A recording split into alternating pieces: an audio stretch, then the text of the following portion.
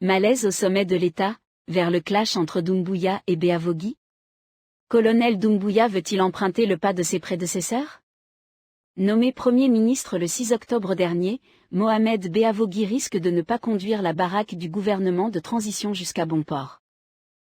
Et pour cause, un faisceau d'indices montre des signes apparents de crispation et de malentendus au sommet de l'État, alors que la pression de la communauté internationale et de la classe politique s'accentue sur la junte.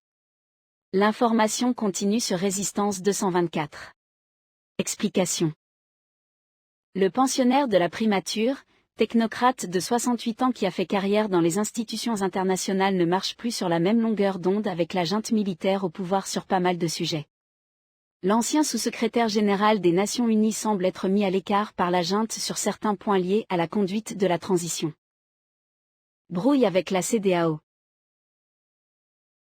Après avoir mené une offensive diplomatique la semaine dernière dans la sous-région à la veille du sommet de la CEDEAO, Mohamed Beavogui a été désavoué sans ménagement par la junte.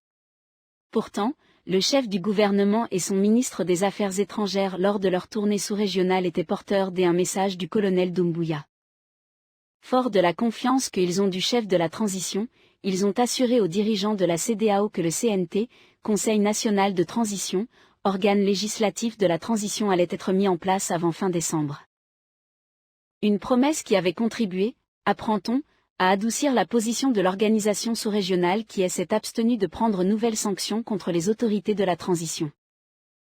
Patatras, de retour à Conakry, cette prouesse diplomatique a été noyée par un communiqué laconique que s'était fendu le CNRD, dans lequel il a précisé n'avoir pris aucun engagement par rapport au délai de la mise en place du CNT. Cette sortie rocambolesque de la junte a davantage amplifié le doute sur ses véritables intentions. D'autant plus que, 100 jours après le putsch, les Guinéens sont toujours dans l'attente de la mise en place du CNT, de la publication du chronogramme, de la feuille de route et du délai de la transition. Sur ces sujets cruciaux, le CNRD reste silencieux. Sékou Touré, la polémique.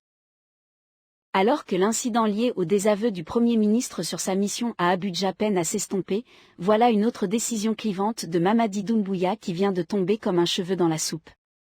La réhabilitation d'Ahmed Sékou Touré auquel il a été attribué le nom de l'aéroport international Conakry-Gbessia.